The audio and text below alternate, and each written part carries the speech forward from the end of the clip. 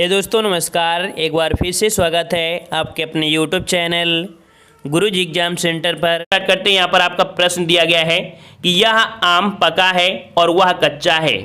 मैं पूछा गया यह क्या है। देखो यह पूछा गया है कि यह जो आपका है यह आपका क्या है।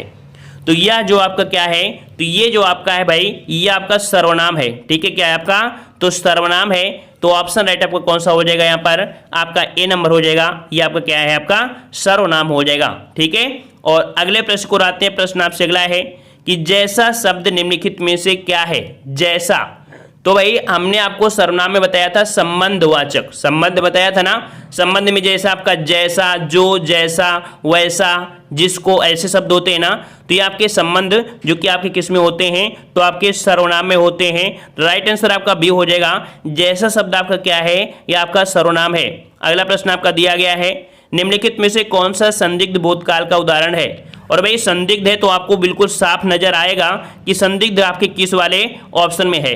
तो देखिए आपका संदिग्ध दिया है, मैं सामान वहीं रखा था, तो था शब्द तो आपका होगा नहीं है, ये भी था नहीं होगा, ये भी नहीं। तो देखो दिया है मैंने वहीं सामान रखा होगा, रखा होगा, इससे पता चल रहा है कि यहाँ पर आपका संदिग्ध है। ठीक है ना, तो राइट आंसर आपका कौन सा हो जाएगा, यहाँ पर डी नंबर। अगले प्रश्न को आते हैं। प्रश्न आपका दिया गया है कि किस शब्द में गण का प्रयोग कर बहुवचन नहीं बनाया जा सकता है, नहीं बनाया जा सकता है।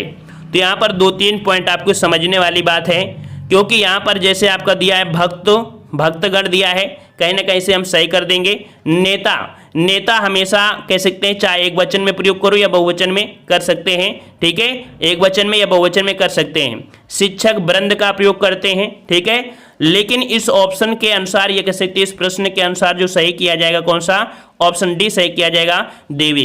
क्योंकि अगर आप एग्जाम में हाल में हैं तो आप अगर बोलो कि नहीं इसमें नेता का तो बहुवचन नेता ही होता है, या कह सकते हैं इसका एक वचन और बहुवचन दोनों ही आपके नेता होते हैं, है ना। लेकिन हमें ऑप्शन के अनुसार देखना है। ठीक है, तो इस प्रकार से यहाँ पर आपका डी सही हो जाएगा।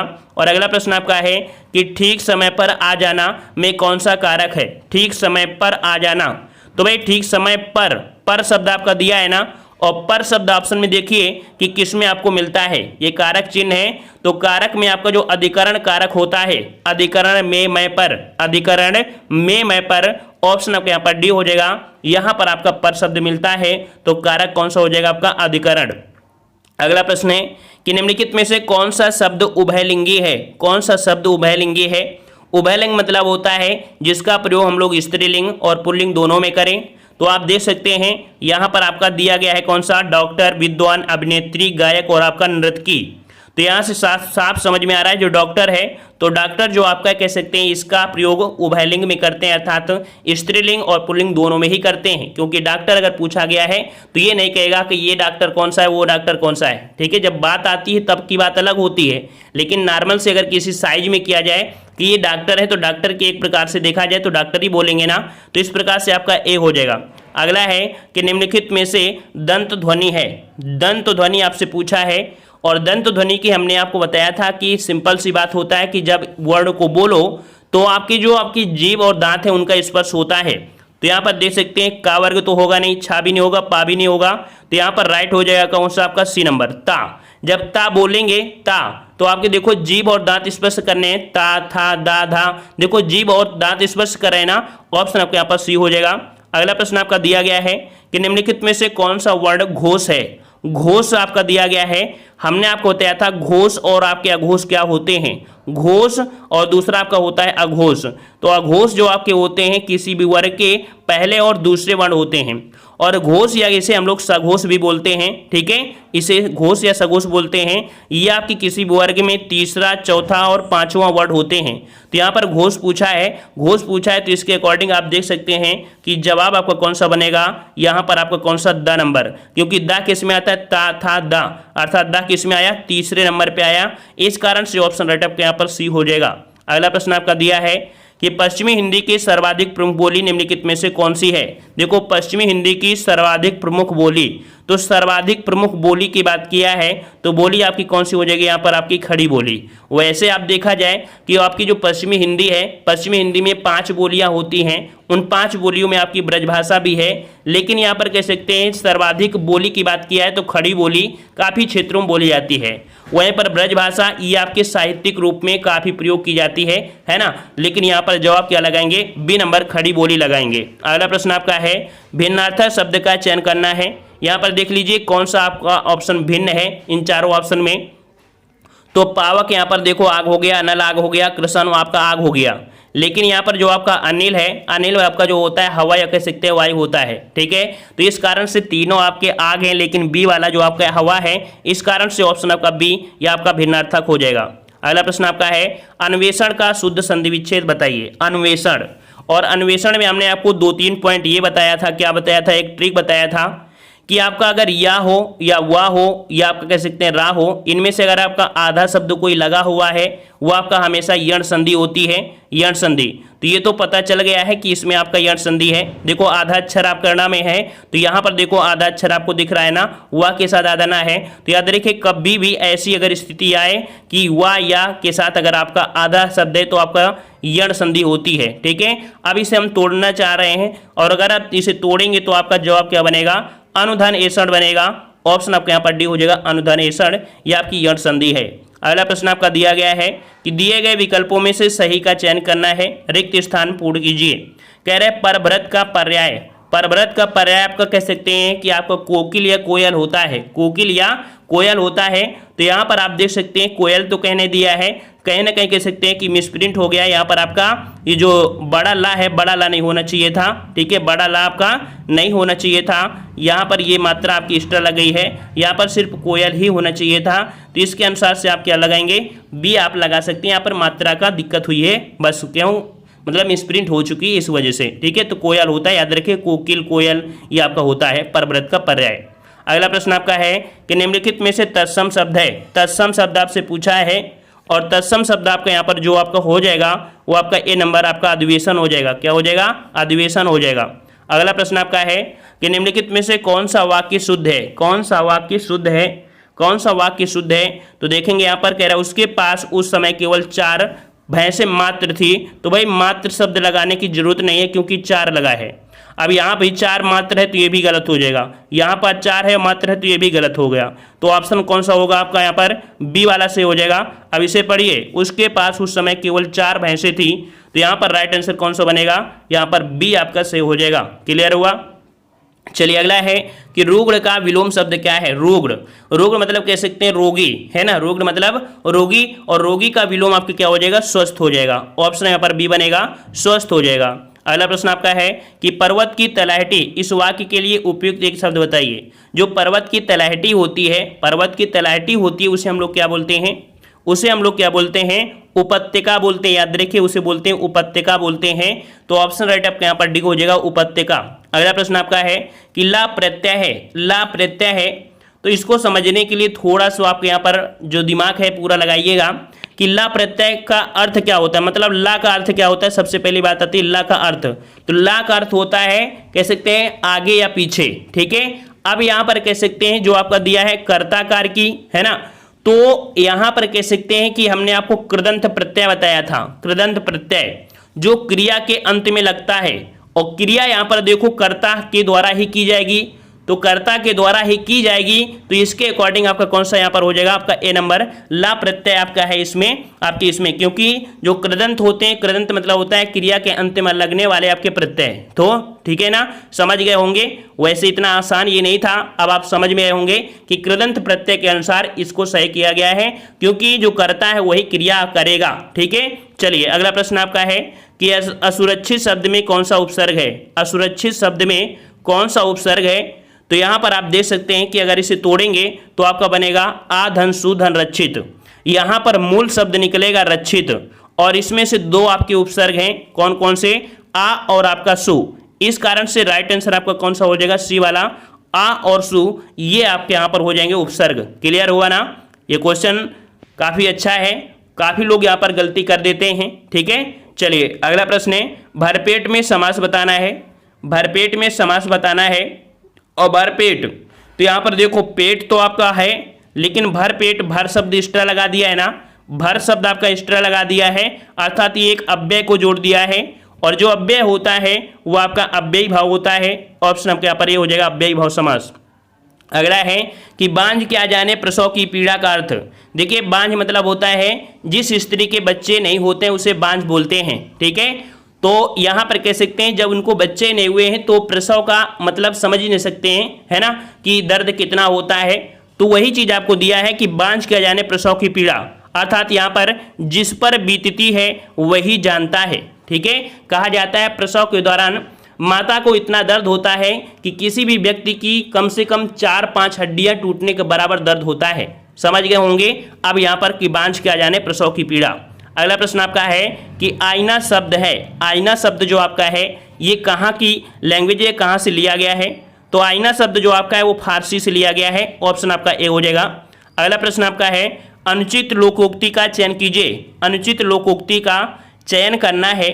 अनुचित मतलब यहाँ पर देखो अनुचित लोकोक्ति पहले पढ़ते हैं कि आगे कुआं पीछे खाई, ये तो आपने पढ़ा भी होगा। दूसरा दिया है कि अधजल गगरी छलकत जाए, ये आपने पढ़ा है। पटकत जाए नहीं पढ़ा है भाई, पटकत जाए पढ़ा है क्या, पढ़ा है क्या, नहीं पढ़ा है ना, तो पढ़ा होगा आपने अधजल गगरी छलकत जाए। तो आपका गलती कौन सा हो गया, बी वाला। वहीं पर सी वाला देख लीजिए अपनी पगड़ी अपने हाथ, ये भी सही है। ऊंची दुकान फीका पकवान, ये भी सही है। तो बी वाला आपका गलत हो जाएगा। अगला प्रश्न आपका है संगम शब्द में किस तरह की अशुद्धि है।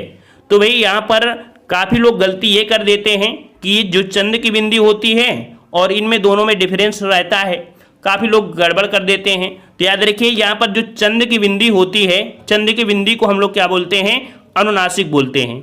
तो यहाँ पर जो बिंदी आपकी है अशुद्धि है वो आपकी चांद की बिंदी, वहां पर आपका क्या होना चाहिए, सिर्फ आपकी एक बिंदी होनी चाहिए था, ठीक है। तो इस प्रकार से ऑप्शन आपका कौन सा हो जाएगा, यहाँ पर सी नंबर। अगला प्रश्न आपका दिया है कि करुण रस का स्थायी भाव क्या है। करुण रस का स्थायी भाव क्या होता है, तो भाई आप क्या होता है, शोक ही तो होता है ना। करुण रस का स्थायी भाव क्या होता है, शोक होता है। और हास्य का तो आप जानते ही हैं कि हास होता है, वीर रस का उत्साह होता है, और श्रृंगार रस का आपका यहाँ पर रति होता है। अगला प्रश्न आपका दिया है कि रावण सिर सरोज वनचारी चल रघुवीर मिली आपकी मुखधारी, सिली मुखधारी। सिली मुख में अलंकार पूछा गया है, सिली मुख में अलंकार पूछा गया 138 में। तो यहाँ पर आपका जवाब कौन सा हो जाएगा, जवाब हो जाएगा ऑप्शन राइट, यहाँ पर आपका ये नंबर श्लेष अलंकार है, ठीक है। ये क्वेश्चन में थोड़ा सा कह सकते हैं अपवाद रहता है, ठीक है, क्योंकि यहाँ पर उपमा वाला भी कहीं आपको मिल सकता है। लेकिन आयोग में एक बार एग्जाम आया था आपके कौन सा, यूपी टेट, ठीक है, यूपी टेट में ये क्वेश्चन आया था 2015 में, ठीक है। तो उसके सही जो किया गया यही सही किया गया है। इसके बाद ये क्वेश्चन आपका आया नहीं है, तो इस कारण से आप याद रखिए आयोग ने यही सही किया है। ऑप्शन आपका ए हो जाएगा। वैसे इसमें से आपका अपवाद है, ठीक है। चलिए अगला प्रश्न आपका है कि किस वर्ग में सभी शब्द अनेकार्थक हैं। देखिए यहाँ पर अनेकार्थक मतलब ये हुए कि सभी के अनेक अनेक अर्थ निकलेंगे। तो यहाँ पर देखो अंक है, मधु है, बीच है, कहीं ना कहीं इनमें से आपके अनेकार्थक आपको मिलते हैं। यहाँ पर आपका जो 139 है, 139 को जवाब जो आपका बनेगा वो आपका बनेगा डी वाला। तात का अलग होता है, दुर्ग का अलग होता है, भुजंग के अलग अलग होते हैं, अर्थात ये सभी शब्द आपके अनेकार्थक शब्द आपके हैं, ठीक है, डी नंबर। अगला है कि तैराक निम्नलिखित में से निर्मित शब्द है। तैराक, तो तैराक जो आपका है, तैराक कौन करेगा, जब क्रिया करेंगे तभी तो तैराकी कर पाएंगे ना, कि संज्ञा के द्वारा करेंगे, नहीं करेंगे ना। तो क्रिया द्वारा आपका है तैराक किससे निर्मित है, तो आपकी क्रिया द्वारा है। 140 का ऑप्शन आपका सी हो जाएगा। अगला प्रश्न आपका है कि शुद्ध वर्तनी का चयन करना है, और यहाँ पर देखो लहू लुहान दिया है, लहू लुहान थोड़ा समझ कर दीजिएगा। यहाँ पर लहू लुहान अर्थात बड़ा हु होगा, देखो हा जो होगा बड़ा होगा, इसका मतलब ये गलत हुआ और ये गलत हुआ। अब यहाँ पर दिया है आपका फर्स्ट और आपका डी, लहू लुहान, तो बड़ा लू नहीं होता, याद रखिए बड़ा लू नहीं होता, छोटा लू होता है, लहू लुहान। इस प्रकार से ऑप्शन आपका यहाँ पर डी सही हो जाएगा। क्लियर हुआ। अगला प्रश्न आपसे दिया गया है कि निम्नलिखित में से कौन सी रचना रामधारी सिंह दिनकर की है। रामधारी सिंह दिनकर की पूछा गया है। तो यहाँ पर याद रखिएगा कि इनकी एक रचना है जो कि आपकी 1961 में प्रकाशित की गई थी, और ये जो आपकी कौन सी है, तो आपकी उर्वशी, ठीक है, उर्वशी जो आपकी है यही रामधारी सिंह दिनकर की है, 1961 में इसे प्रकाशित किया गया था। अगला है रसनिधि किस कवि का उपनाम है। रसनिधि किस कवि का उपनाम था, तो यहाँ पर आपका 148 का जवाब क्या बनेगा? 148 में रस निधि जो आपका है ये एक राजा हुआ करते थे पृथ्वी सिंह। ठीक है, 148 का ऑप्शन आपका कौन सा हो जाएगा? सी नंबर, पृथ्वी सिंह का ही उपनाम आपका रस निधि है। अगला है अशोक के फूल निबंध संग्रह। याद रखिए अशोक के फूल क्या है? ये निबंध है एक। ठीक है, और इसके रचनाकार पूछा गया है। इसके रचनाकार जो आपके हैं वो आप जान गए होंगे कि आपके कौन है। तो राइट आंसर आपका हो जाएगा यहाँ पर आपके डी नंबर, आचार्य अजैब प्रसाद द्विवेदी हैं आपके अशोक के फूल। ठीक है, और अगला प्रश्न आपका है कि माखनलाल चतुर्वेदी को उनकी किस रचना पर साहित्य अकादमी पुरस्कार मिला था? साहित्य अकादमी पुरस्कार मिला था। तो यहाँ पर कह सकते हैं कि ये आपके हिंदी के पहले ऐसे लेखक हैं जिनको ये पुरस्कार आपको मिला था। ठीक है, और कह सकते हैं ये आपका मिला है किसके? तो आपके हिम तरंगिणी के लिए। ठीक है, हिम तरंगिणी के लिए मिला था। प्रश्न दिया है कि बारदोली सत्याग्रह 1928 ईस्वी से संबंधित नेता है। तो आपने यहाँ पर देखा होगा बारदोली सत्याग्रह, इससे संबंधित जो आपके नेता हैं वो आपके वल्लभ भाई पटेल, वल्लभ भाई पटेल। और यहीं पर महिलाओं के द्वारा इनको सरदार की उपाधि दी गई थी, तब से इन्हें सरदार वल्लभ भाई पटेल कहा जाता था। ठीक है, ऑप्शन आपका यहाँ पर बी हो जाएगा। अगला प्रश्न आपका दिया है कि भारत में साइमन कमीशन के बहिष्कार का मुख्य कारण क्या था? देखिए भारत में जो साइमन कमीशन आया था इसका बहिष्कार किया गया था। इसका कारण यही था कि इसके जितने भी सदस्य थे वो सभी आपके अंग्रेज थे, उनमें से किसी भारतीय को शामिल नहीं किया गया था। इस कारण से साइमन कमीशन का विरोध किया गया था। राइट आंसर आपका यहाँ पर बी हो जाएगा। अगला प्रश्न आपका दिया गया है कि कांग्रेस के प्रतिनिधित्व के रूप में गांधी जी ने किस एकमात्र गोलमेज सम्मेलन में भाग लिया था? तो याद रखिए कांग्रेस के जो आपके गोलमेज सम्मेलन हुए थे, ठीक है, ये आपके कह सकते इंग्लैंड में हुए थे। वो एक पहला हुआ था 1930 में हुआ था, फिर आपके 31 में, फिर आपके 32 में, क्रम से बिल्कुल हुए थे। तो यहाँ पर राइट आंसर आपका जो हो जाएगा, राइट आंसर आपका हो जाएगा आपका बी नंबर, द्वितीय गोलमेज सम्मेलन में गांधी जी ने भाग लिया था। याद रखिएगा। ठीक है, अगला प्रश्न आपका है कि पानीपत का द्वितीय युद्ध कब हुआ था? पानीपत का द्वितीय युद्ध कब हुआ था? तो द्वितीय युद्ध की बात किया है तो द्वितीय युद्ध में आपके कह सकते हैं आपके अकबर और आपके हेमू, है ना। तो ऑप्शन आपका यहाँ पर कौन सा हो जाएगा? बी नंबर हो जाएगा। 1526 में आपका पानीपत का द्वितीय युद्ध हुआ था, जिसमें से आपके अकबर के जो आपके संरक्षक थे बैरम खां और आपके कह सकते हैं हेमू के बीच में आपका लड़ा गया था। ठीक है ना। और पानीपत का प्रथम युद्ध जो कि आपके कह सकते हैं ये आपका 1526 में आपके बाबर और इब्राहिम लोदी के बीच लड़ा गया था आपका प्रथम। यहाँ पर द्वितीय पूछा है, द्वितीय आपका कौन सा हो जाएगा? 1556 ईस्वी। अगला प्रश्न आपका है कि मौर्य शासक अशोक ने कलिंग पर आक्रमण किया था। तो भाई यहाँ पर बताना है कि मौर्य शासक आपके कौन है? अशोक। इन्होंने कलिंग पर आक्रमण किया था, और ये आक्रमण जो किया था कब किया था? तो यहाँ पर याद रखिएगा ये किए थे आपके 261 ईस्वी पूर्व, यह आपको ऑप्शन में कभी कभी मिल जाता है 262 ईस्वी पूर्व, क्योंकि आपने देखा होगा ईस्वी पूर्व और ईस्वी में अंतर होता है। ठीक है, तो 262-261 ईस्वी पूर्व भी आपको देखने को मिल सकता है, ये भी पॉइंट याद रखना है। तो राइट आंसर आपका बी हो जाएगा।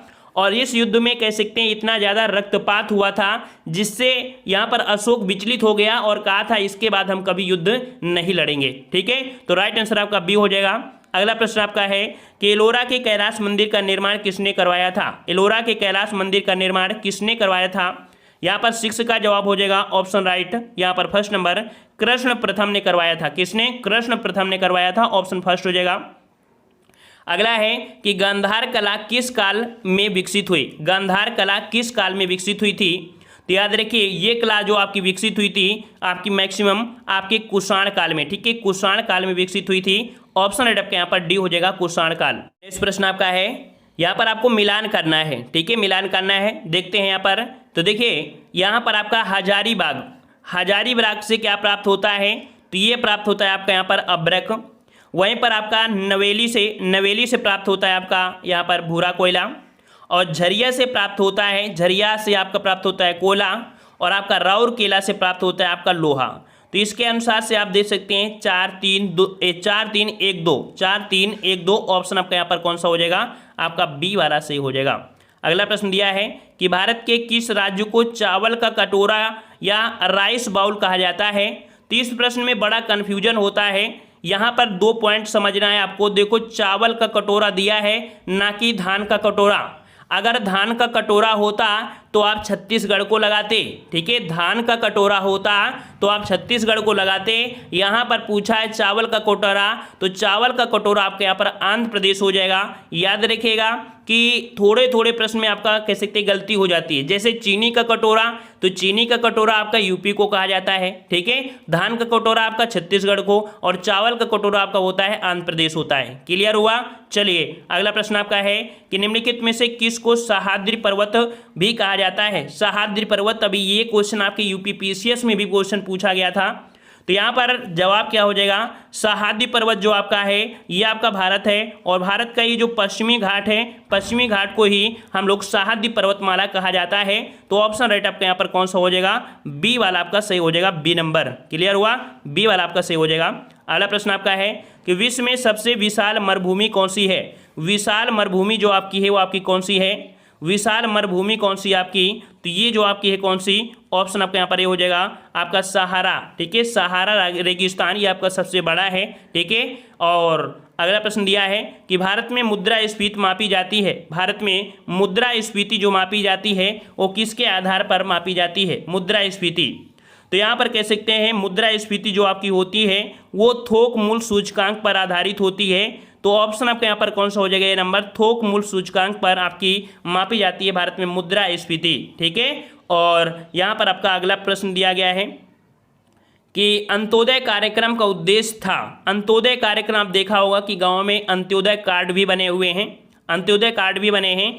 इनका कार्ड का मतलब होता है बहुत ही कम पैसे में ज़्यादा से ज़्यादा लगभग 7 पसेरी, ठीक है, उनको अनाज दिया जाता है, लगभग 35 किलो, 7×35 मतलब 35 kg ये दिया जाता है। गरीबों में से सबसे अधिक जो गरीब होते हैं उनकी मदद करने के लिए अंत्योदय कार्यक्रम चलाया गया था।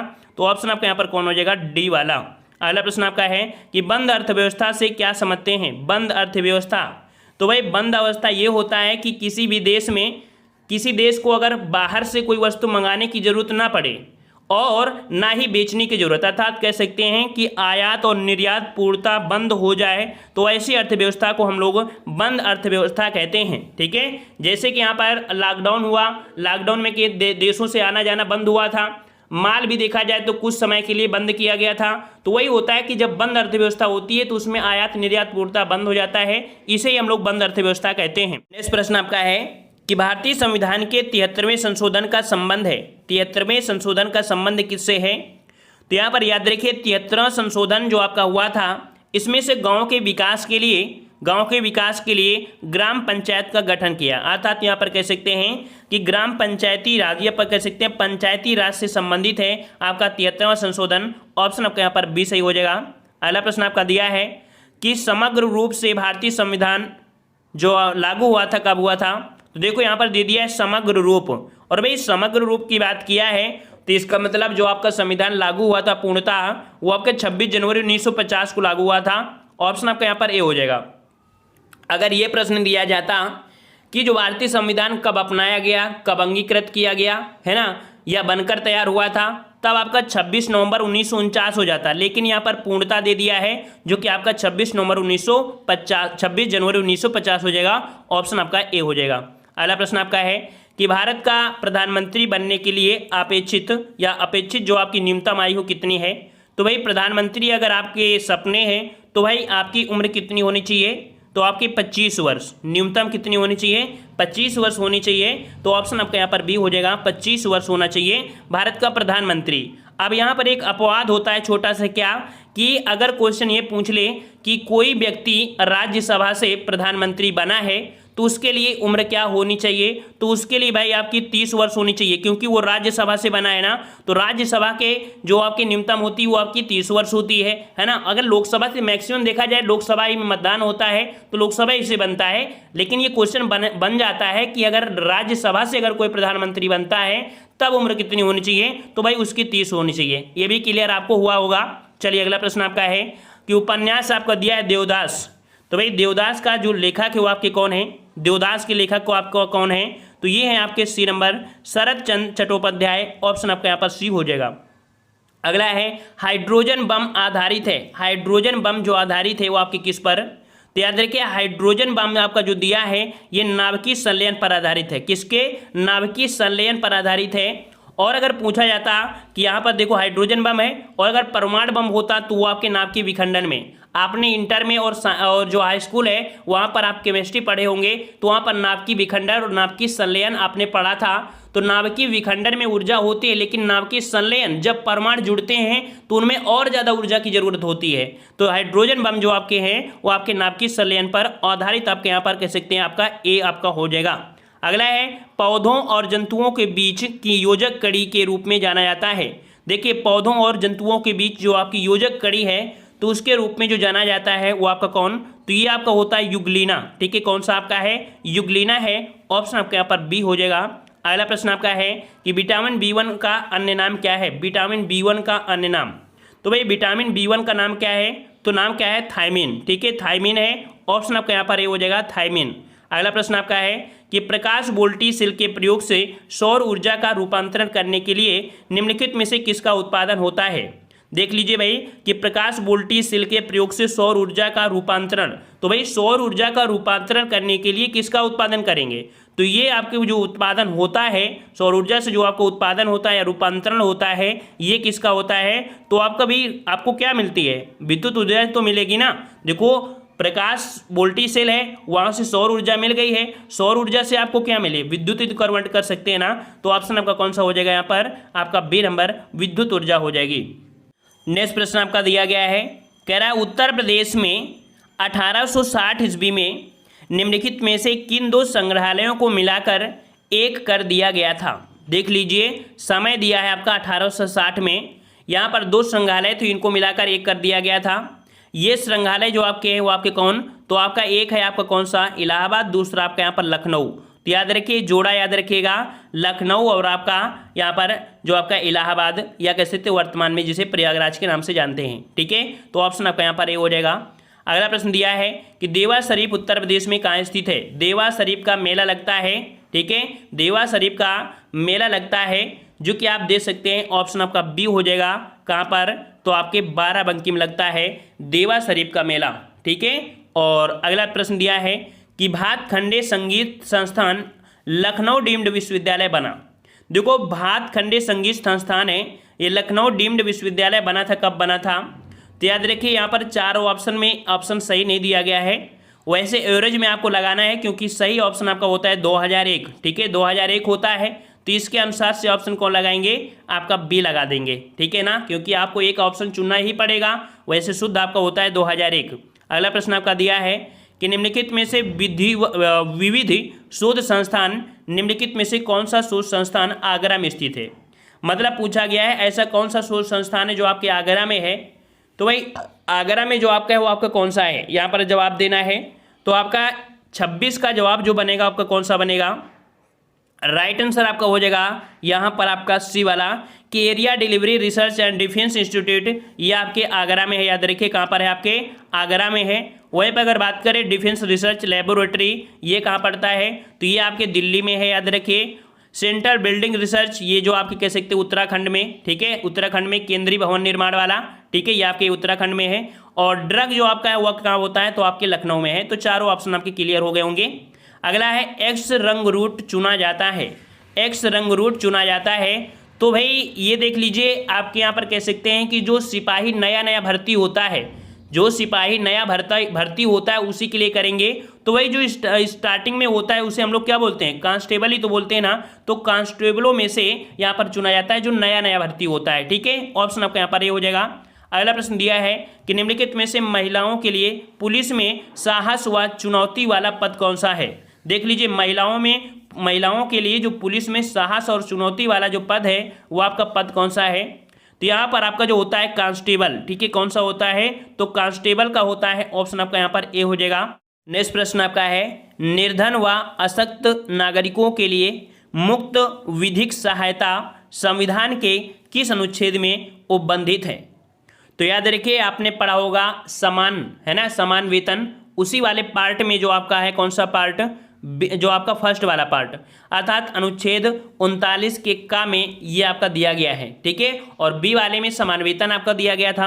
अगला प्रश्न आपका है कि 4 अक्टूबर को मनाया जाता है। 4 अक्टूबर को क्या मनाते हैं, तो याद रखिए 4 अक्टूबर को मनाया जाता है 4 अक्टूबर को मनाया जाता है विश्व कल्याण दिवस, किसके लिए? पशु के लिए। तो याद रखिए 4 अक्टूबर को विश्व पशु कल्याण दिवस के रूप में मनाया जाता है। ऑप्शन आपका डी हो जाएगा। अगला है कि जैविकीय संदूषक के अंतर्गत आते हैं जैविकीय। तो भाई जैविकीय है तो जैविक यहाँ पर देखो जंतुओं का मलमूत्र है, इसका भी परिवर्तन हो जाता है। हानिकारक सूक्ष्म जीव है, इनके भी परिवर्तन। मानव का मलमूत्र ये भी होते हैं। कहीं ना कहीं देखा जाए तो इसका रूप परिवर्तन आपका हो जाता है, मिट्टी में कन्वर्ट हो जाते हैं, है ना। तो फाइनली देखा जाए ये जो सभी प्रक्रियाएं हैं ये सभी आपके कह सकते हैं जैविकीय संदूषक के अंतर्गत आपके आते हैं। जैविकीय संदूषक मतलब कह सकते हैं एक रूप से दूसरे रूप में परिवर्तन होना। ठीक है, डी नंबर। अगला प्रश्न आपका दिया है कि अंतर्राष्ट्रीय श्रम संगठन का मुख्यालय कहाँ पर है? अंतर्राष्ट्रीय श्रम संगठन का जो मुख्यालय है या कहाँ पर है आपके? तो ये जो मुख्यालय आपके कहाँ पर है? श्रम संगठन की बात आती है तो डायरेक्ट कहाँ पर जाना है आपका? जिनेवा में। जिनेवा में ढेर सारे आपके संगठन हैं जो श्रम संगठन आपका यहाँ पर दिया है। ऑप्शन आपका ए हो जाएगा जिनेवा। अगला प्रश्न आपका है कि हैकिंग फिशिंग किस प्रकार के अपराध हैं? तो यहाँ पर आप देख पा रहे हैं कि एक शब्द तो आप जानते ही हैं, है ना, हैकिंग। हैकिंग कहाँ पर होता है आपके? तो हैकिंग कहाँ पर है? तो हैकिंग आपकी जैसे आपके कह सकते हैं जो आपके जैसे देखो यूट्यूब चैनल हैक कर लिए गए, कंप्यूटर हैक कर लिया गया, कोई मोबाइल हैक कर लिया, इन सबको जो बोला जाता है उन्हें साइबर अपराध बोलते हैं। क्या बोलते हैं? साइबर अपराध बोलते हैं। तो ऑप्शन आपका यहाँ पर बी हो जाएगा, साइबर अपराध। ठीक है, ऑप्शन आपका बी हो जाएगा।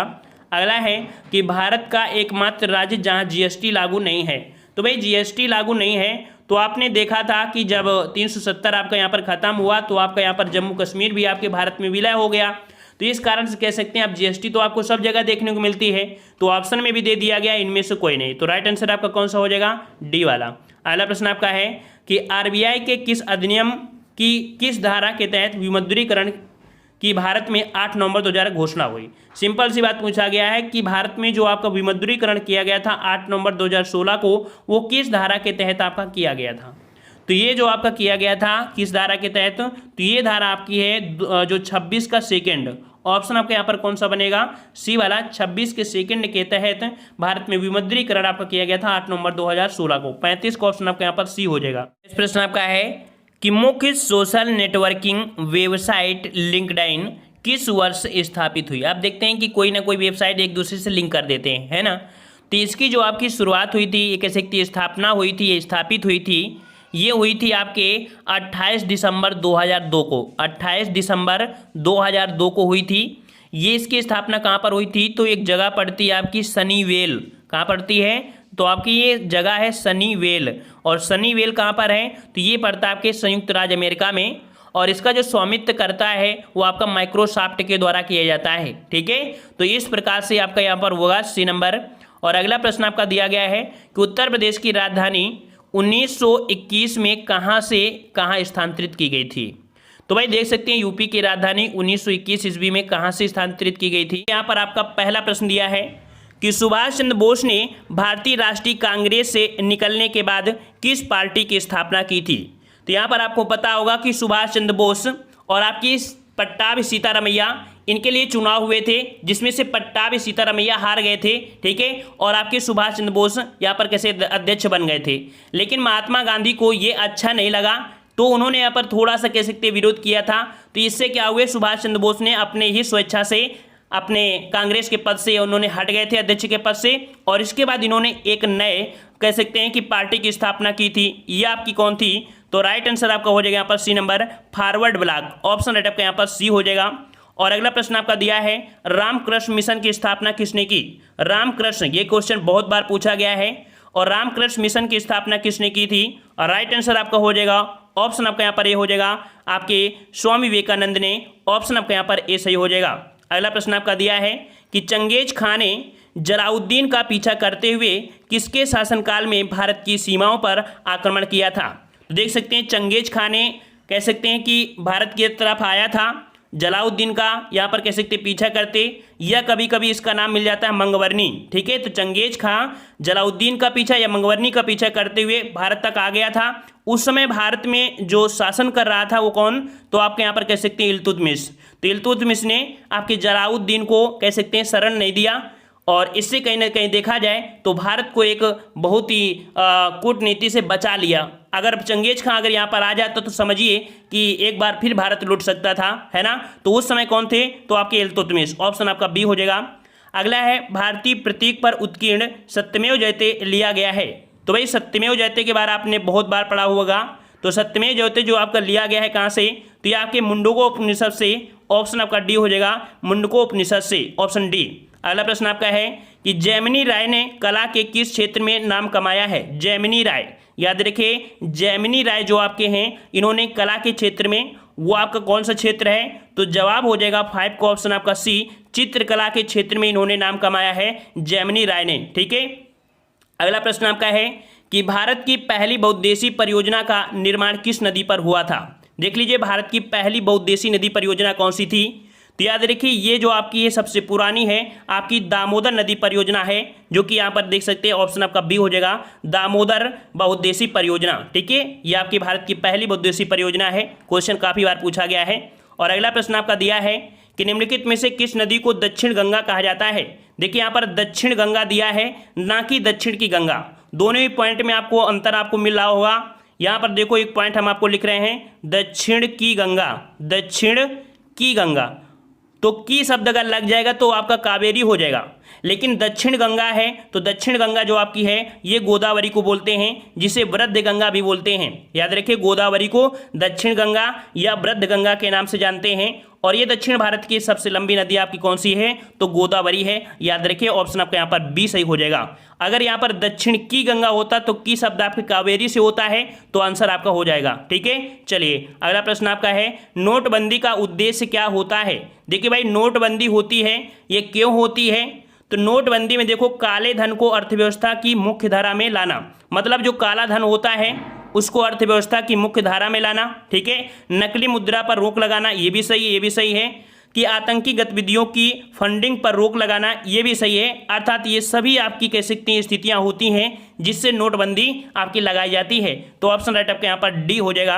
अगला प्रश्न आपका दिया है कि भारतीय रिजर्व बैंक का राष्ट्रीयकरण किस वर्ष हुआ था। भारतीय रिजर्व बैंक का राष्ट्रीयकरण किस वर्ष हुआ था, तो राष्ट्रीयकरण जो आपका हुआ था ये आपका हुआ था 1949 में। ऑप्शन राइट आपका सी हो जाएगा 1949 में।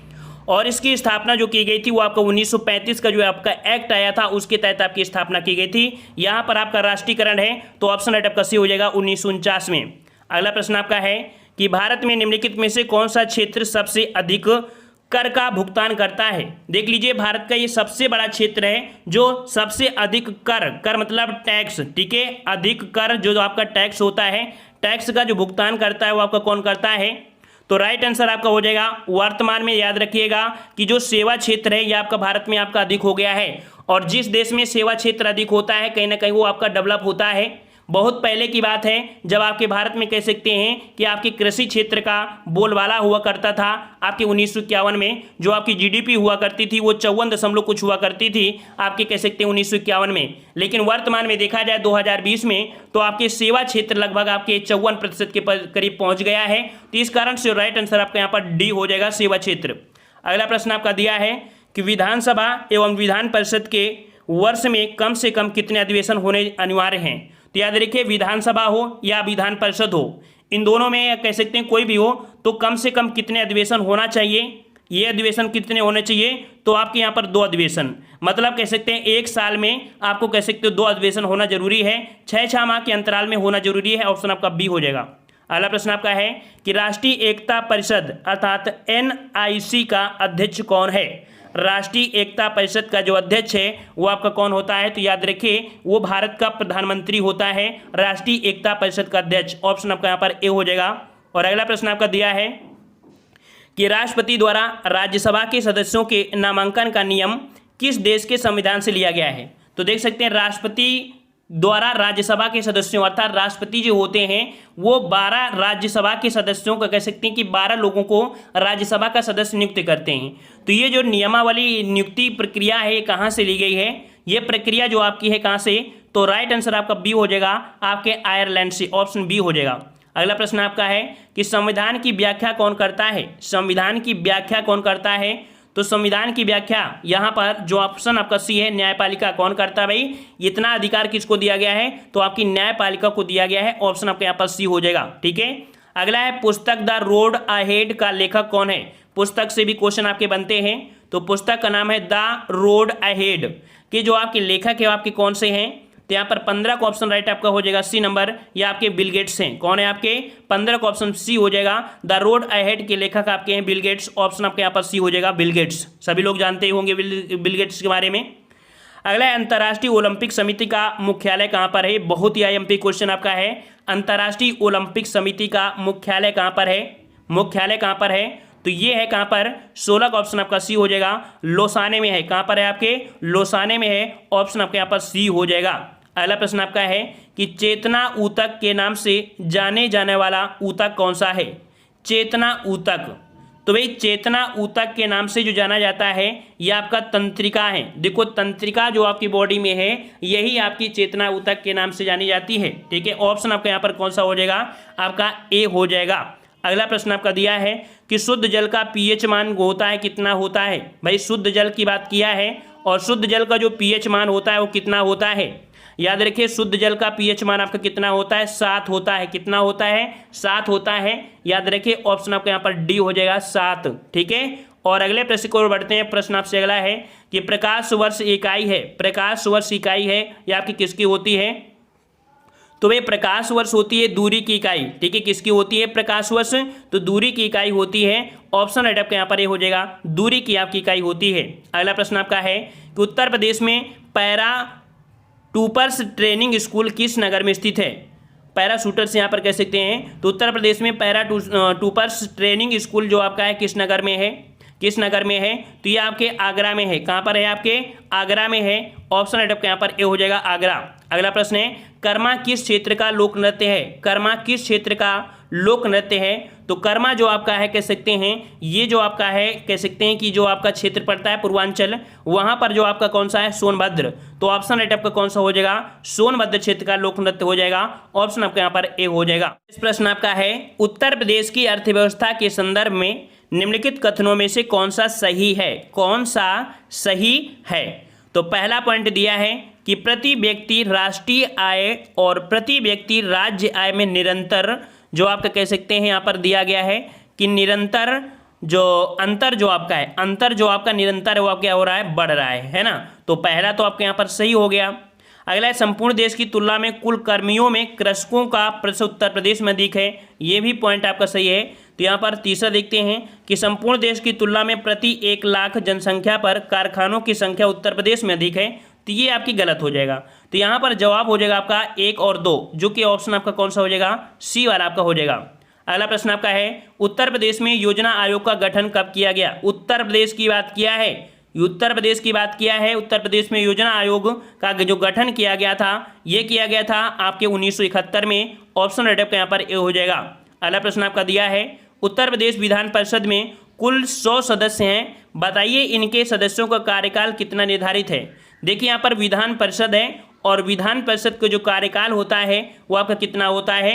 तो जिस प्रकार से राज्यसभा उसी प्रकार से राज्यों में होती है आपकी विधान परिषद। तो ऑप्शन आपके यहाँ पर बी हो जाएगा, 6 वर्ष हो जाएगा। कितना? 6 वर्ष हो जाएगा। ऑप्शन बी हो जाएगा। अगला है उत्तर प्रदेश में जैन एवं बौद्ध दोनों धर्मों का प्रसिद्ध तीर्थ स्थल कौन सा है? उत्तर प्रदेश में जैन और बौद्ध दोनों का जो धर्म है इनके प्रसिद्ध तीर्थ स्थल कहाँ पर है? ये भी हमने बहुत बार बताया है। तो याद रखिए जो आपका कौशाम्बी है, कौशाम्बी है यहाँ पर आपके जैन और बौद्ध दोनों धर्मों का प्रसिद्ध तीर्थ स्थल है। ऑप्शन आपका ए हो जाएगा। अगला दिया है कि यदि कोई पुलिस अधिकारी किसी व्यक्ति को गिरफ्तार करता है तो उस समय वह यहाँ पर कह सकते हैं क्या कर सकता है? यहाँ पर हाँ देखिए पहला पॉइंट दिया गया है कि अपने नाम की प्लेट वर्दी पर अवश्य लगाएगा। देखो अगर कोई पुलिस वाला है, पुलिस अधिकारी है और व्यक्ति को अगर वो अरेस्ट करता है, गिरफ्तार करता है तो उस पुलिस वाले के पास वर्दी में जो प्लेट है वो आपकी होनी आवश्यक है। पहला पॉइंट सही है। दूसरा है कि गिरफ्तारी मेमो पर किसी प्रतिष्ठित व्यक्ति या गिरफ्तारी व्यक्ति के परिवार सदस्य के हस्ताक्षर कराएगा, ये भी सही है।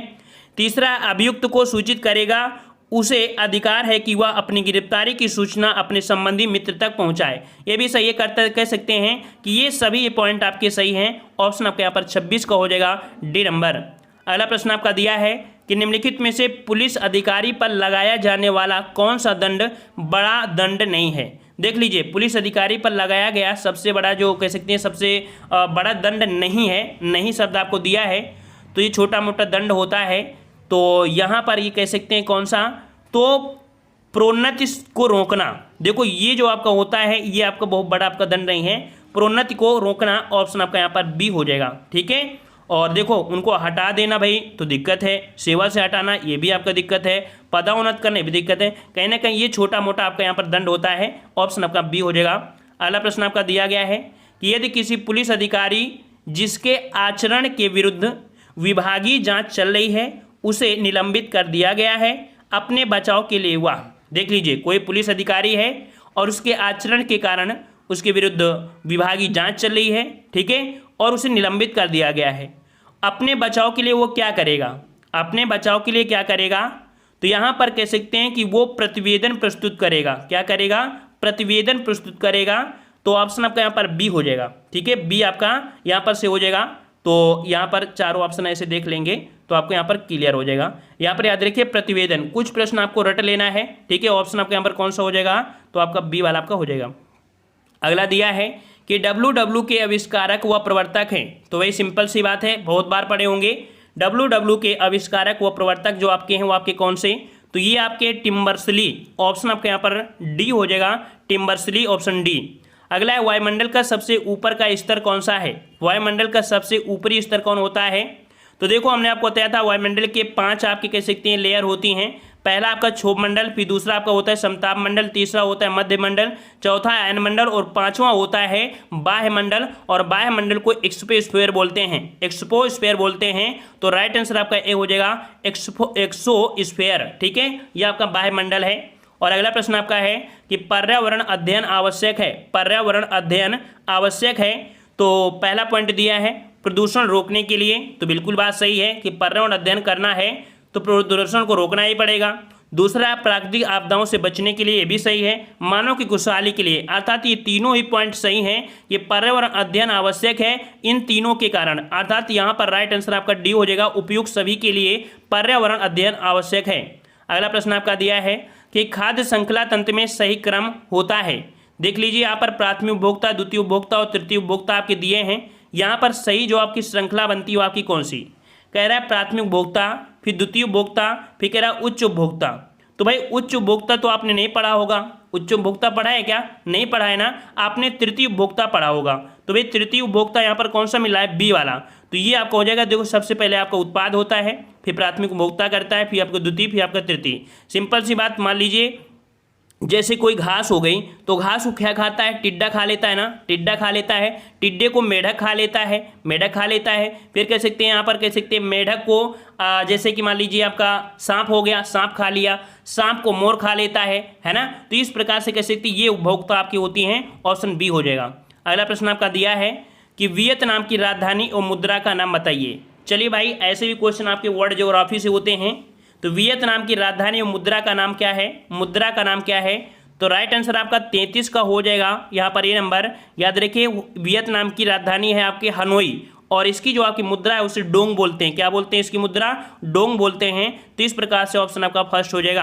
अगला प्रश्न आपका है कि इलेक्ट्रॉन की खोज किसने की थी, इलेक्ट्रॉन की खोज किसने की थी, इलेक्ट्रॉन की खोज किसने की थी, तो आपके जे थॉमसन ने किया था। राइट आंसर आपका डी हो जाएगा, जे थॉमसन ने किया था। अगला प्रश्न आपका दिया है कि अक्टूबर में बोई जाने वाली फसल जो अप्रैल में काट ली जाती है निम्नलिखित में से कौन सी फसल कहलाती है।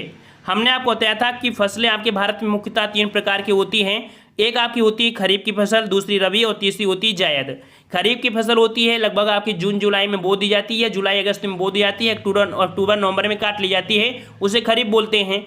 जो फसल आपकी कह सकते हैं अक्टूबर नवंबर में बो जाती है और आपके वहाँ मार्च अप्रैल में काटी जाती है उसे रबी की कहते हैं। तो सिंपल सी बात है, आंसर कौन सा हो जाएगा आपका यहाँ पर, रबी का आपका हो जाएगा, रबी की फसल। ठीक है, क्लियर है ना। अच्छा, अगला पॉइंट आपका यहाँ पर दिया गया है कि गुप्त काल का पक्की ईंटों से बना भीतर गांव का मंदिर जो आपका है वो कहाँ पर है। गुप्त काल का पक्की ईंटों से बना मंदिर जो आपका है ये आपके कहाँ पर स्थित है, तो ये आपके है कानपुर देहात में पड़ता है। ठीक है, कानपुर देहात में, ऑप्शन आपके यहाँ पर बी हो जाएगा। और अगला प्रश्न आपका है कि संयुक्त प्रांत का नाम बदलकर कब उत्तर प्रदेश किया गया था। यहाँ से एक पॉइंट आपको मिला होगा कि उत्तर प्रदेश दिवस कब मनाते हैं। अगर ये प्रश्न आपको पता है तो इस प्रश्न का जवाब आप दे सकते हैं। कह रहा है कि बुंदेलखंड नामक क्षेत्र निम्नलिखित किस सीमा के अंतर्गत आता है। देखिए बुंदेलखंड का नाम आपने सुना है, तो बुंदेलखंड जो आपका है ये इटावा, जालौन, झांसी, आगरा, ललितपुर, महोबा, बांदा, चित्रकूट, प्रयागराज, मिर्जापुर, ये सोनभद्र, लगभग इन्हीं से आपका मिलता जुलता है। ठीक है, तो यहाँ पर देख सकते हैं कि ये क्षेत्र जो आपका आता है ये आपका कहाँ से, यूपी और एमपी, इन दोनों के बीच में आपको देखने को मिलता है। तो राइट आंसर आपका यहाँ पर हो जाएगा बी नंबर। ठीक है, मतलब उत्तर प्रदेश के जो राज्य के सर्वाधिक 11 जिले हैं वो आपके स्पर्श करते हैं, वो आपके बुंदेलखंड हो जाएंगे। ऑप्शन आपका यहाँ पर बी हो जाएगा। अगला प्रश्न आपका दिया गया है, कह रहा आपसे उत्तर प्रदेश राज्य का कौन सा जिला नेपाल के साथ अपनी सीमा साझा नहीं करता है। देख लीजिए यहाँ पर आपके जो आपके 7 जिले हैं, 7 जिले जो आपके हैं वो आपके नेपाल को स्पर्श करते हैं। इनमें से कौन कौन से जिले, तो आपका सिद्धार्थनगर, बलरामपुर, श्रावस्ती, महाराजगंज, बहराइच, लखीमपुर और पीलीभीत, ये आपके कह सकते हैं कि नेपाल की सीमा को स्पर्श करते हैं 7 राज्य, 7 डिस्ट्रिक्ट। तो इनमें से देख पा रहे होंगे कि ऑप्शन में आपको दिख रहा होगा कौन सा, ऑप्शन आपका यहाँ पर हो जाएगा सी नंबर, ये सीतापुर ये नेपाल के साथ सीमा अपनी साझा नहीं करता है। राइट आंसर आपका सी हो जाएगा। अगला प्रश्न आपका दिया गया है, कह रहा है उत्तर प्रदेश का कौन सा जिला उत्तर प्रदेश और बिहार की सीमा पर स्थित है। देख लीजिए भाई, उत्तर प्रदेश और बिहार की सीमा पर आपका जो स्थित आपका यहाँ पर कौन सा जिला है, तो ये जो जिला है आपका बलिया, याद रखिए बलिया है। ऑप्शन आपके यहाँ पर डी हो जाएगा। ये बलिया जिला देखा जाए तो बिहार की सीमा पर आपका स्थित है। ठीक है, और यहाँ पर नेक्स्ट प्रश्न को आते हैं। प्रश्न आपसे अगला पूछा गया है कि उत्तर प्रदेश के निम्नलिखित में से किस शहर में राजकीय कला एवं शिल्प महाविद्यालय आपका स्थित है। Government college of art and crafts, मतलब सिंपल सी बात आपको पढ़ना है कि राजकीय कला एवं शिल्प महाविद्यालय जो आपका है ये आपके कहाँ पर है, तो याद रखिए ये जो आपका है कहाँ पर, तो आपके लखनऊ में है। कहाँ पर है आपके, तो लखनऊ में है। ऑप्शन आपके यहाँ पर फर्स्ट हो जाएगा। अब लखनऊ से क्वेश्चन बहुत बनते हैं, तो देख लीजिए लखनऊ में कितने आपके संग्रहालय आपके स्थित हैं। तो याद रखिए संगठन और संग्रहालय, तो आपका आयुर्वेद रिसर्च सेंटर कहाँ पर है, तो आपके लखनऊ में है। सेंट्रल ड्रग जब भी आए तो आपको कहाँ पहुँचना है, आपके लखनऊ में। भारतीय नाट्य अकादमी कहाँ है, तो ये भी आपके लखनऊ में है। उत्तर प्रदेश संगीत जो नाट्य अकादमी वो आपके कहाँ पर है, तो आपके लखनऊ में है। राज्य ललित कला अकादमी कहाँ पर है, तो ये भी आपके कहाँ पर है, लखनऊ में है। भातखंडे संगीत संस्थान कहाँ पर है, ये भी आपके लखनऊ में है। मोतीलाल नेहरू बाल संग्रहालय कहाँ पर है, ये भी लखनऊ में है। उत्तर प्रदेश भाषा संस्थान कहाँ पर है, ये भी लखनऊ में है। संजय गांधी स्नातकोत्तर आयुर्वेद संस्थान कहाँ पर है, तो ये भी आपके कहाँ पर है, लखनऊ में। और अगला है एपीजे अब्दुल कलाम प्राविधिक विश्वविद्यालय कहाँ पर है, तो ये भी आपके लखनऊ में। तो देख सकते हैं कि इतने आपके हैं जो आपके यहाँ पर संगठन आपके लखनऊ में है। इसका स्क्रीनशॉट ले लीजिएगा क्योंकि क्वेश्चन यहाँ से बहुत पूछे जाते हैं। ठीक है, चलिए अगले प्रश्न को बढ़ते हैं। प्रश्न आपसे अगला पूछा गया है, निम्नलिखित में से कौन सा देश उत्तर प्रदेश राज्य के साथ एक अंतर्राष्ट्रीय सीमा साझा करता है। तो देख सकते हैं उत्तर प्रदेश के साथ अंतर्राष्ट्रीय, अर्थात अंतर्राष्ट्रीय वो होता है जैसे दूसरे देश के साथ सीमा लगी है। तो यूपी की सीमा जो आपकी लगी है किसके साथ लगी है, तो ये लगी है आपके नेपाल के साथ। अभी हमने बताया था कि यूपी के 7 जिले हैं जो आपके नेपाल को स्पर्श करते हैं। सिद्धार्थनगर, बलरामपुर, श्रावस्ती, महाराजगंज, बहराइच, लखीमपुर और आपकी पीलीभीत। क्लियर हुआ। चलिए अगला प्रश्न आपका दिया गया है, कह रहा आपसे उत्तर प्रदेश का निम्नलिखित में से कौन सा जिला इस राज्य के अन्य जिलों से घिरा हुआ है, यानी किसी भी अन्य राज्य या देश के साथ सीमा साझा नहीं करता है। ये जो आपका है कौन सा, ये क्वेश्चन आपका बहुत ही आईएमपी है। ये 2019 में क्वेश्चन पूछा भी गया था। तो ये जो आपका है हरदोई, याद रखिए कौन सा आपका है, हरदोई है।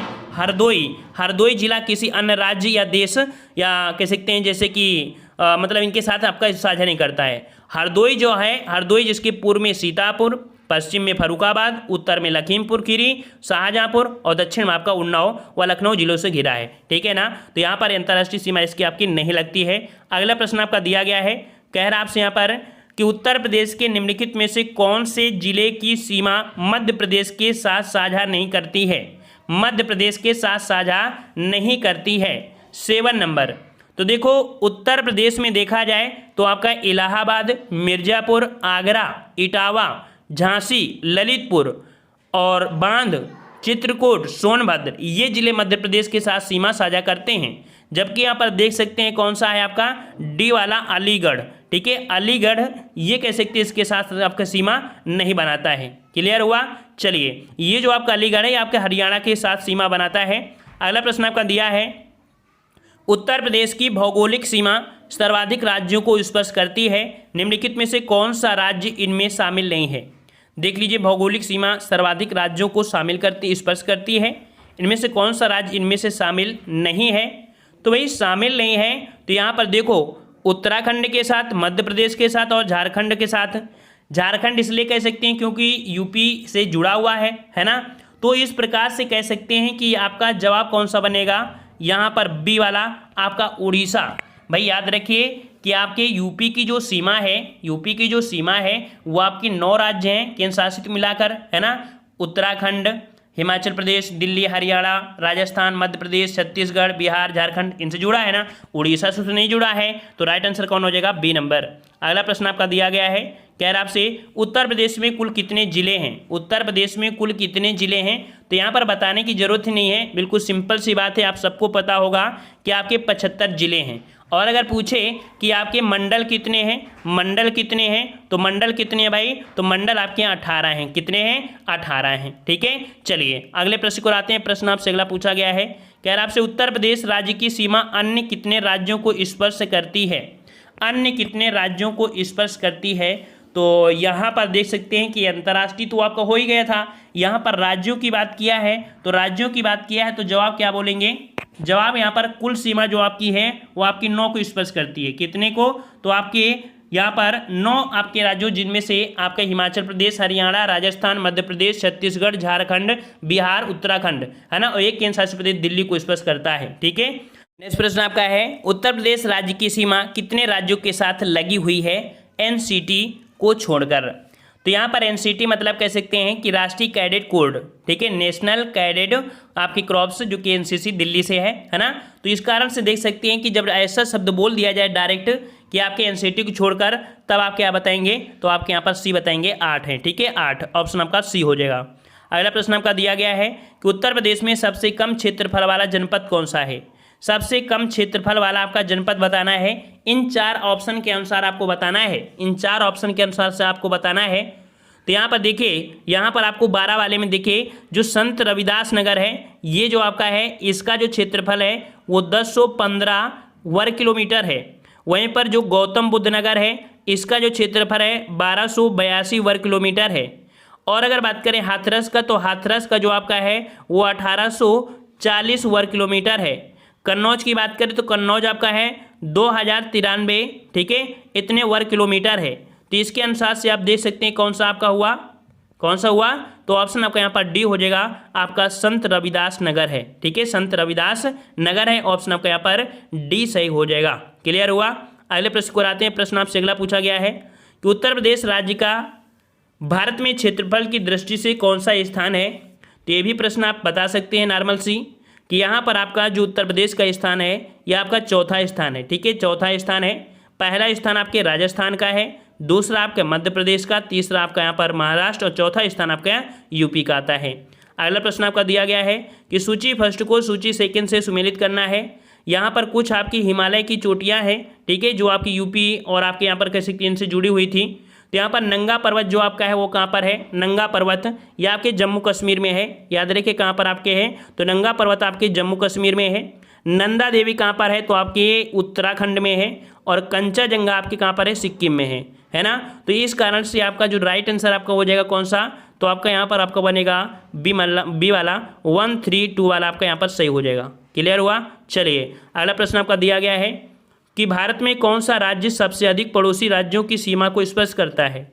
तो भाई देख लीजिए, भारत में कौन सा राज्य है सबसे अधिक पड़ोसी राज्यों की सीमा को स्पर्श करता है। राज्य की बात किया है ना, तो भाई उत्तर प्रदेश है। कौन है आपका, तो उत्तर प्रदेश है। ये आपका जो है अभी बताया कि हमने 9 राज्यों की स्पर्श करता है, 8 राज्य और एक केंद्र शासित प्रदेश को सीमा को स्पर्श करता है।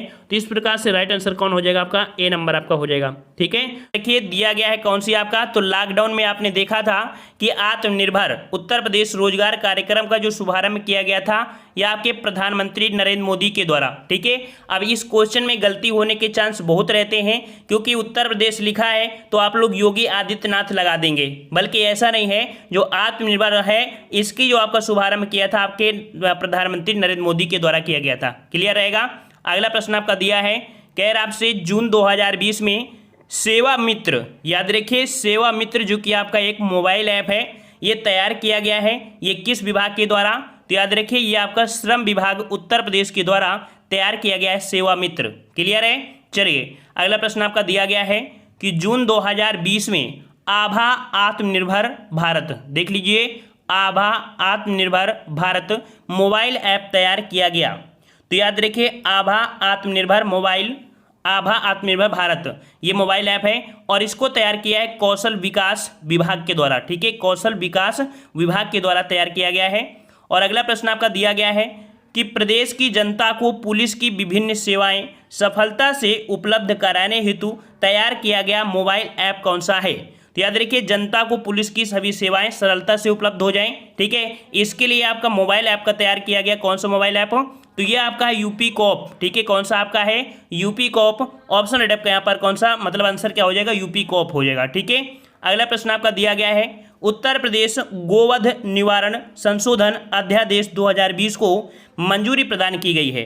तो याद रखिए जो आपके गांव का वध करते थे ना, ठीक है, गोवध निवारण आपका जो संशोधन हुआ है यह अध्यादेश 2020 को मंजूरी प्रदान की गई है। और डेट याद रखना आपको, ये आपका कह सकते हो गोवध संशोधन अधिनियम कहाँ से है आपके? तो आपके उत्तर प्रदेश का है। डेट क्या है? तो 9 जून 2020 को गो निवारण अध्यादेश आपके यहाँ पर मंजूरी प्रदान कर दी गई है। तो गोवध का संबंध निवारण कहाँ से है? तो आपकी यूपी से है। ये क्वेश्चन आपसे बनेगा कि गोवध निवारण अध्यादेश 2020 को किस राज्य ने यहाँ पर मंजूरी प्रदान किया? तो आपके उत्तर प्रदेश। ठीक है, अगला प्रश्न आपसे पूछा गया है कि उत्तर प्रदेश सरकार की सूचना प्रौद्योगिकी एवं स्टार्टअप नीति 2017 के अंतर्गत उत्तर प्रदेश स्टार्टअप फंड का शुभारंभ किया गया। देख लीजिए क्या है आपका? तो उत्तर प्रदेश स्टार्टअप फंड का शुभारंभ जो किया गया, ये जो आपकी कह सकते हैं सूचना प्रौद्योगिकी स्टार्टअप नीति के द्वारा है। ठीक है, जो आपकी 2017 थी। तो ये जो आपकी स्टार्टअप किया गया है 20 मई 2020 को किया गया है। अगला प्रश्न आपका दिया गया है कि 14 मई 2020 को उत्तर प्रदेश में ऑनलाइन स्वरोजगार संगम कार्यक्रम का शुभारंभ किया गया। देख लीजिए काफ़ी अच्छा प्रश्न आपका है।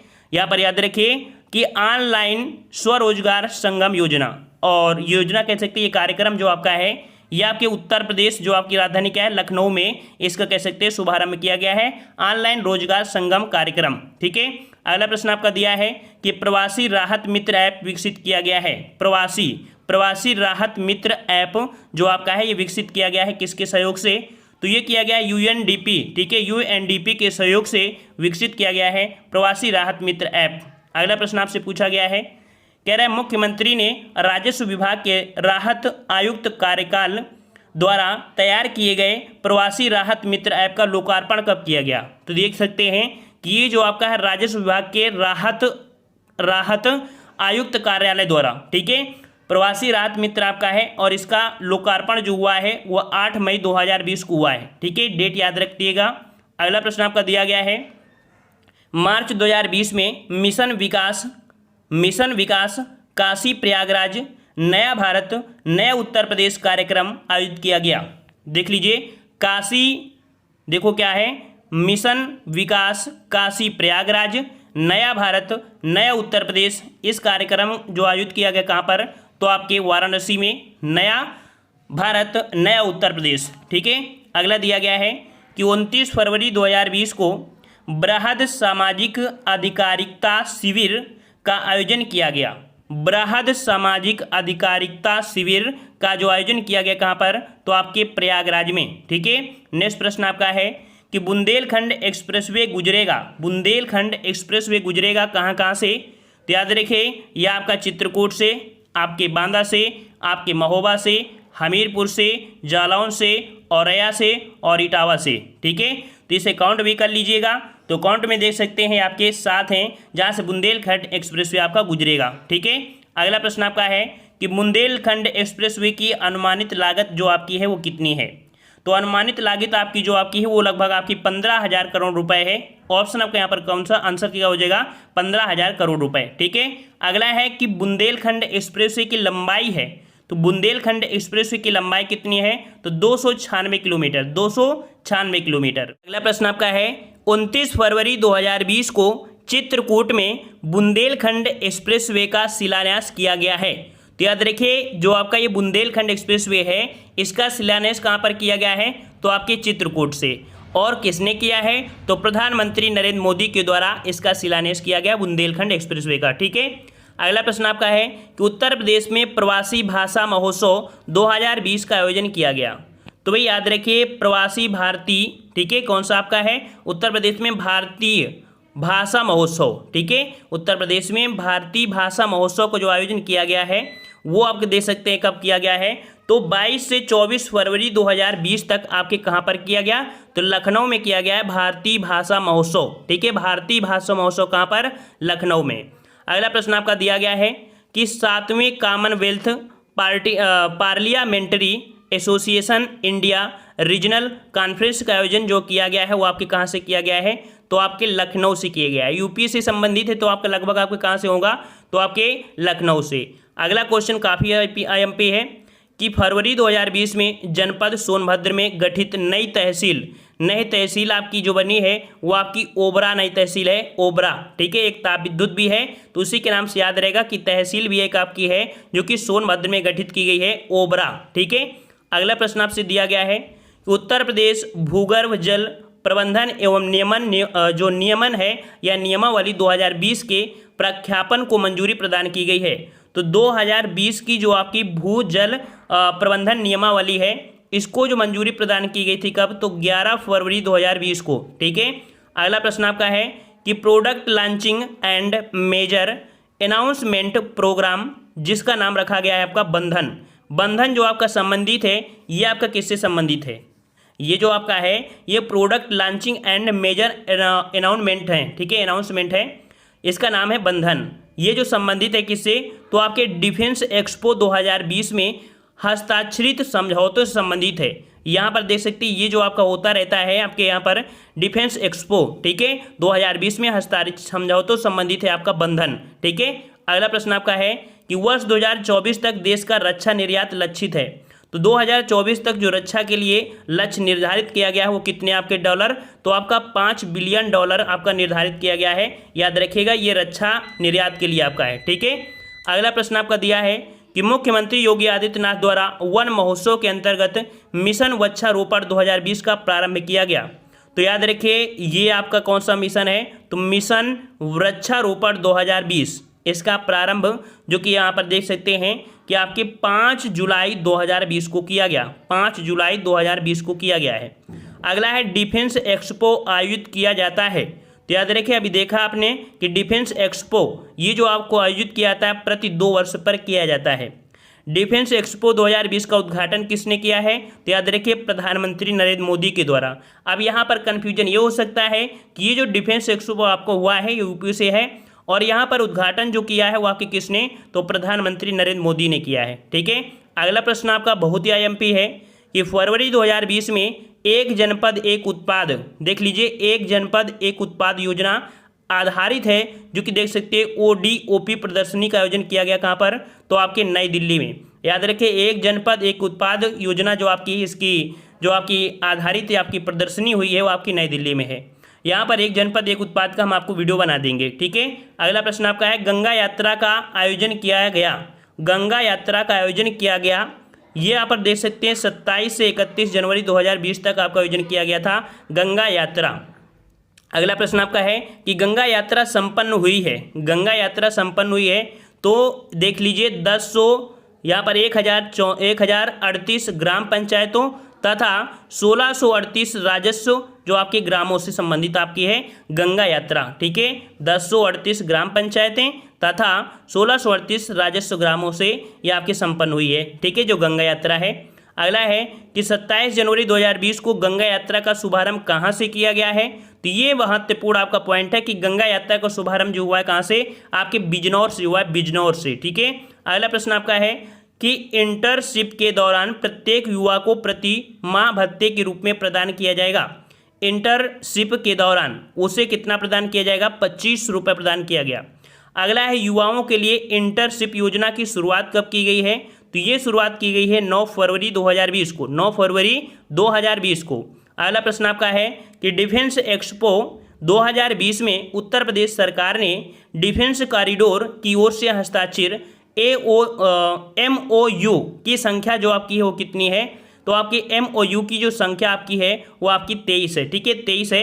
अगला है 21 जनवरी 2020 को उत्तर प्रदेश सरकार द्वारा कर मुक्त घोषित किया गया।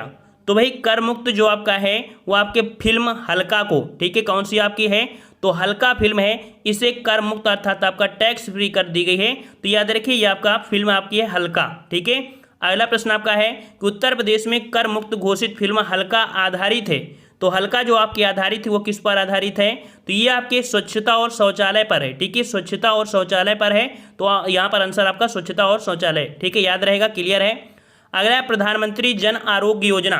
प्रधानमंत्री जन आरोग्य योजना जिसे हम लोग जानते हैं क्या, आयुष्मान भारत। ठीक है, आयुष्मान भारत के तहत आपकी योजना लाई गई थी। इसके अंतर्गत राज्य में लाभान्वित परिवारों की जो संख्या है वो लगभग आपकी कितनी है, तो आपकी 1,18,00,000 आपकी यहाँ पर देख सकते हैं परिवारों की संख्या है जो कि प्रधानमंत्री जन आरोग्य योजना से आपके जुड़े हैं। ठीक है, और अगला प्रश्न आपका दिया गया है कि 5 से 9 फरवरी 2020 के मध्य डेफ एक्सपो जो आपका 20वां है। ठीक है, कौन सा नंबर का है, तो डेफ एक्सपो 20 जिसका संस्करण 11वां संस्करण है, इसका आयोजन कहाँ हुआ है, तो ये आपका हुआ है लखनऊ में। ठीक है, डेफ एक्सपो 20 जो आपका है ये 11वां संस्करण है। ठीक है, और इसका आयोजन हुआ लखनऊ में। अगला है डिफेंस एक्सपो इंडिया 2020 की थीम क्या रही है। डिफेंस एक्सपो इंडिया 2020 की जो थीम रही है क्या रही है, तो इसमें रही है कि भारत उभरता हुआ रक्षा विनिर्माण केंद्र। ठीक है, रक्षा के लिए जो आपका है तो उभरता हुआ रक्षा विनिर्माण केंद्र ये आपका कह सकते हैं। और अगला है जनवरी 2020 में उत्तर प्रदेश सरकार द्वारा कर मुक्त घोषित हिंदी फीचर फिल्म कौन है। तो यहाँ पर देखो ये आपकी हिंदी फीचर फिल्म आपकी है जिसे भी कर मुक्त कर दिया गया है। इसका नाम है आपका तानाजी द अनसंग वॉरियर। ठीक है, तानाजी द अनसंग वॉरियर, इसे भी कर मुक्त घोषित कर दिया आपकी उत्तर प्रदेश सरकार ने। अगला है कि समन योजना 2020 का उद्देश्य क्या है। समन योजना 2020 का उद्देश्य क्या है, तो देख सकते हैं अनाधिकृत निर्माण की प्रवृत्ति को रोकना। ठीक है, अनाधिकृत निर्माण देख सकते हैं कि बहुत लोग ऐसी जगह निर्माण करने लगते हैं, तो अनाधिकृत निर्माण की प्रवृत्ति को रोकना ये आपका है समन योजना 2020 का यहाँ पर लक्ष्य। अगला प्रश्न आपका दिया है कि 13 जनवरी 2020 को उत्तर प्रदेश मंत्रिपरिषद 13 जनवरी 2020 को उत्तर प्रदेश मंत्रिपरिषद द्वारा राजस्व अभिलेखों में घाघरा नदी, देखिए घाघरा नदी का नाम परिवर्तित करने के प्रस्ताव को यहाँ पर मंजूरी प्रदान की गई है। इस नदी का नया नाम क्या होगा, तो याद रखना घाघरा नदी का नाम जो आपका होगा सरयू नदी होगा। ठीक है, जहाँ पर ये घाघरा नदी बोली जाती है अब ये सरयू नदी के नाम से ही जानी जाएगी। ठीक है, और अगला प्रश्न आपका है कि जनपद गोंडा के पस्का संकुर क्षेत्र में स्थित ग्राम चंदापुर किटौली से रेवलगंज बिहार तक घाघरा नदी को जाना जाएगा। देखो यहाँ पर जो आपकी सरयू नदी है, जो घाघरा नदी थी ना, तो इसका कहाँ से कहाँ इसका नाम अब जाना जाएगा, तो जगह आपकी दे दी गई है। ये कि गोंडा के पास एक जगह आपकी कौन सी है, तो आपकी पस्का संकुर क्षेत्र। ठीक है, यहाँ पर एक ग्राम का नाम है चंदापुर। ठीक है, चंदापुर किटौली से आपका कह सकते हैं कि रेवलगंज जो आपका पड़ता है बिहार तक, तो घाघरा नदी को अब जाना जाएगा। ठीक है, तो ये समझ गए होंगे कि जो आपकी घाघरा नदी है उसका नाम चंदापुर से आपकी किटौली के बीच जो बहती है, तो उस घाघरा नदी का नाम आपकी इस नाम से जाना जाएगा, तो आपकी सरयू नदी के नाम से जाना जाएगा। ठीक है, सरयू नदी के नाम से जाना जाएगा। ठीक है।